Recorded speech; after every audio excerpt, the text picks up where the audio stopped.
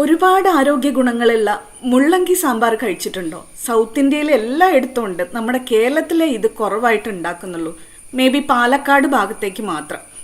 തമിഴ്നാട്ടിലെ ഒരു സുഹൃത്തിന്റെ വീട്ടിൽ വെച്ച് ഇത് ഉണ്ടാക്കി തന്നപ്പോൾ ഇതിന്റെ മണമാണ് ആദ്യം എന്നെ പിടിച്ചടക്കിയത്.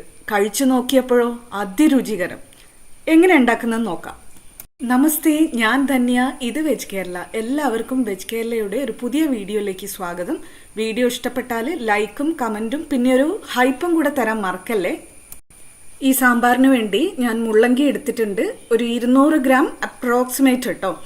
ഈ പിക്ചറിൽ കാണുന്നതിൽ ഒരു വലുതും ഒരു ചെറുതുമാണ് ഞാൻ എടുത്തിട്ടുള്ളത്. ഇത് ഏകദേശം ഒരു 4-5 പേർക്ക് സുഖമായിട്ട് കഴിക്കാനുള്ള സാമ്പാർ ഉണ്ടാക്കാം. നമ്മുടെ ചെറിയ ചെറിയ നാട്ടുകടകളിൽ പോലും ഇപ്പം അത് കിട്ടാനുണ്ട് കേട്ടോ. അപ്പം എന്തായാലും ഉണ്ടാക്കി നോക്കണേ.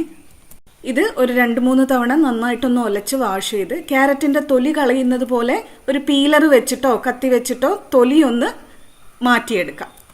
എന്നിട്ട് രണ്ടറ്റവും കളഞ്ഞ് ഇതുപോലെ വട്ടത്തിൽ നുറുക്കിയെടുക്കാം. നമുക്ക് ഒരുപാടങ്ങ് കട്ടിയിലും ഒരുപാടങ്ങ് മെലിഞ്ഞിട്ടും ആവാതെ നോക്കണേ. കഷ്ണങ്ങൾ എല്ലാം ഇതുപോലെ കട്ട് ചെയ്ത് എടുത്തിട്ടുണ്ട്.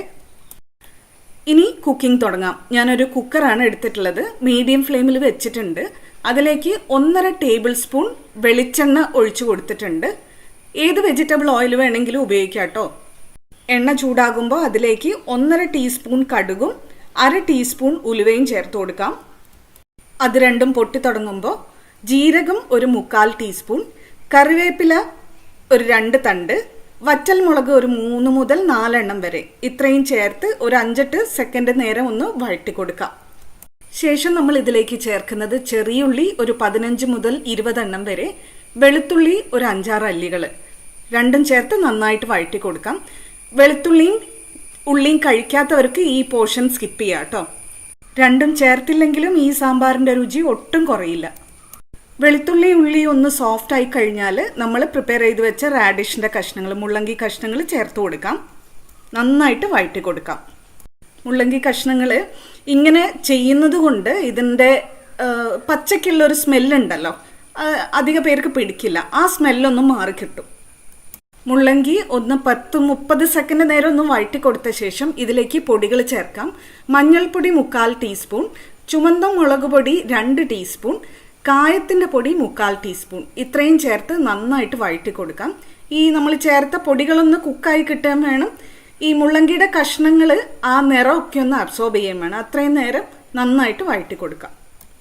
പൊടികളുടെ പച്ചമണമൊക്കെ ഒന്ന് മാറിക്കഴിഞ്ഞാൽ ഇതിലേക്ക് 3 മീഡിയം സൈസിലുള്ള തക്കാളി ചെറുതായി കട്ട് ചെയ്തത് ചേർത്ത് കൊടുക്കാം. എന്നിട്ട് നന്നായിട്ടൊന്ന് മിക്സ് ചെയ്ത് കൊടുക്കാം. തക്കാളി വഴറ്റി ഉടച്ച് കളയൊന്നും വേണ്ട. നന്നായി മിക്സ് ചെയ്ത് കൊടുത്ത ശേഷം ഇതിലേക്ക് ഒരു 2 ടേബിൾ സ്പൂൺ സാമ്പാർ പൊടി ചേർത്ത് കൊടുക്കുകയാണ് കേട്ടോ. ഇത് ഞാൻ വീട്ടിൽ പൊടിച്ച സാമ്പാർ പൊടിയാണ്. നമ്മുടെ ചാനലിൽ തന്നെ അതിൻ്റെ വീഡിയോ ഉണ്ട്, ഞാൻ ഡിസ്ക്രിപ്ഷനിൽ കൊടുക്കാം കേട്ടോ അതിൻ്റെ ലിങ്ക്. കൂടെ തന്നെ പച്ചക്കറി മുങ്ങി നിൽക്കാൻ പാകത്തിനനുസരിച്ചുള്ള തിളച്ചുകൊണ്ടിരിക്കുന്ന വെള്ളവും കൂടെ ചേർത്ത് കൊടുക്കാം.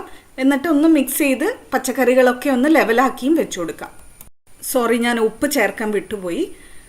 പാകത്തിന് കല്ലുപ്പ് ചേർക്കുന്നുണ്ട്. എന്നിട്ടൊന്ന് മിക്സ് ചെയ്തതിന് ശേഷം കുക്കർ അടച്ച് മീഡിയം ടു ഹൈ ഫ്ലെയിമിൽ 3 വിസിൽ, അത്രയും മാത്രം മതി. കുക്കിംഗ് കഴിഞ്ഞ് പ്രഷറൊക്കെ റിലീസ് ആയതിനു ശേഷം അടപ്പ് തുറന്നു കഴിഞ്ഞാൽ നല്ലൊരു മണമുണ്ട്. പച്ചയ്ക്ക് നിൽക്കുമ്പോൾ ആ മണേ അല്ല കേട്ടോ. മുള്ളങ്കി കുക്ക് ചെയ്ത് കഴിഞ്ഞാൽ മുള്ളങ്കി പാകത്തിന് കുക്കായിട്ടുണ്ട്, ഉടഞ്ഞു പോയിട്ടില്ല. ഇനി നമ്മൾ ഇതിലേക്ക് ഒരു 1/2 കപ്പ് പുളിവെള്ളം ചേർക്കുകയാണ്. പുളി നിങ്ങളുടെ പാകത്തിന് അഡ്ജസ്റ്റ് ചെയ്യണേ. പിന്നെ ശർക്കര 1 മുതൽ 1.5 ടീസ്പൂൺ വരെ ചേർക്കാം. നന്നായിട്ടൊന്ന് മിക്സ് ചെയ്യാം. ഏകദേശം 1 മിനിറ്റോളം ഇത് തിളയ്ക്കണം, എന്നാലേ പുളിയുടെ പച്ചപ്പ് മാറിക്കിട്ടുള്ളൂ. ഉപ്പും കൂടെ ഇവിടെ തന്നെ അഡ്ജസ്റ്റ് ചെയ്യാം കേട്ടോ. ശേഷം നമ്മൾ ഇതിലേക്ക് ചേർക്കുന്നത് വേവിച്ച് ഉടച്ച് വെച്ച തുവരപ്പരിപ്പ് 1.5 കപ്പ്. വേവിച്ചതിന് ശേഷമുള്ള അളവാണ് കേട്ടോ ഞാൻ പറഞ്ഞത് 1.5 കപ്പ് എന്ന്. ശേഷം ഇതിലേക്ക് നമ്മൾ ചേർക്കുന്നത് മല്ലിയില പൊടിയായി അരിഞ്ഞത് ഒരു വലിയ പിടി തന്നെ ഞാൻ ചേർത്തിട്ടുണ്ട് കേട്ടോ. ഇതിൽ മല്ലിയില നല്ലൊരു ഫ്ലേവർ നൽകും, മസ്റ്റാണേ. ഒന്ന് മിക്സ് ചെയ്ത് കൊടുത്തതിന് ശേഷം 1 മിനിറ്റോളം വീണ്ടും ഒന്ന് തിളപ്പിക്കുക. പരിപ്പ് കറിയോടുകൂടി ഒന്ന് ഒരു യോജിപ്പ് കിട്ടാൻ വേണ്ടിയിട്ടാണ്. ഇല്ലെങ്കിൽ എന്ത് പറ്റുമെന്നറിയോ, കറി അടുപ്പത്തുനിന്ന് മാറ്റി വെച്ചാൽ പരിപ്പിലെ വെള്ളം മേലെ തെളിഞ്ഞ് നിൽക്കും. നന്നായി തിളച്ച ശേഷം സാമ്പാർ നമുക്ക് അടുപ്പത്തുനിന്ന് മാറ്റി വയ്ക്കാം. നമ്മുടെ സാമ്പാർ റെഡിയാണ്. പരിപ്പ് ചേർത്തത് കൊണ്ടും അത് നന്നായി തിളപ്പിച്ചത് കൊണ്ടും നമ്മൾ അടുപ്പത്തുനിന്ന് മാറ്റി വെച്ചാലും ഇതിന് കുറച്ചുകൂടി ഒന്ന് കട്ടി വരും. ഇത് ഇപ്പം നല്ല പാകത്തിനുള്ള കട്ടിയായിട്ടുണ്ട്. ഈ സാമ്പാർ ചോറ്, ദോശ, ഇഡ്ഡലി, ഉപ്പുമാവ് അങ്ങനെ എന്തിൻ്റെ കൂടെ വേണമെങ്കിലും കോമ്പിനേഷനായിട്ട് പോകും. തേങ്ങയൊന്നും അരയ്ക്കേണ്ടാത്ത ഈ സാമ്പാർ വളരെ വേഗത്തിൽ ഉണ്ടാക്കിയെടുക്കാനും പറ്റും. വളരെ ഹെൽത്തി ആയിട്ടുള്ള ഒരു സാമ്പാറാണ്. അപ്പോൾ എല്ലാവരും ഇത് വീട്ടിൽ വെച്ച് നോക്കിയിട്ട് ഫീഡ്ബാക്ക് പറയൂ കേട്ടോ, കമൻറ്റിൽ ഇട്ടാൽ മതി. Thank you for watching. Dhanya from veg Kerala.